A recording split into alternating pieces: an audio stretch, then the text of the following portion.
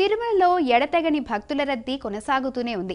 భక్తులు వేచి ఉండే వైకుంఠం క్యూ కాంప్లెక్స్ మొత్తం భక్తులతో నిండడమే కాదు, ఆలయం బయట శిలాతోరణం వరకు భక్తుల క్యూ కొనసాగుతోంది. మంగళవారం 82,000 మందికి పైగా భక్తులు శ్రీ స్వామివారిని దర్శించుకున్నారు. అయినప్పటికీ క్యూ కాంప్లెక్స్లో భక్తుల రద్దీ ఏమాత్రం తగ్గలేదు సరికదా, రద్దీ మరింత పెరిగింది. దీంతో గురువారం దర్శనానికి శ్రీవారి మెట్టు దగ్గరిచ్చే టోకెన్లను నిలిపివేశారు. రద్దీని నియంత్రించేందుకే ఇలా రద్దు చేసినట్టు టీటీడీ అధికారులు తెలిపారు. శుక్రవారం దర్శనానికి మాత్రం గురువారం ఉదయం టోకెన్లు ఇస్తామని ప్రకటించారు. టోకెన్లు లేని భక్తులకు శ్రీవారి సర్వదర్శనానికి 15 గంటల సమయం పడుతుందని, శిలాతోరణం సర్కిల్ దగ్గర క్యూ లైన్లో ఉన్న భక్తులకు 15 నుంచి 18 గంటల సమయం పడుతుందని అధికారులు తెలిపారు.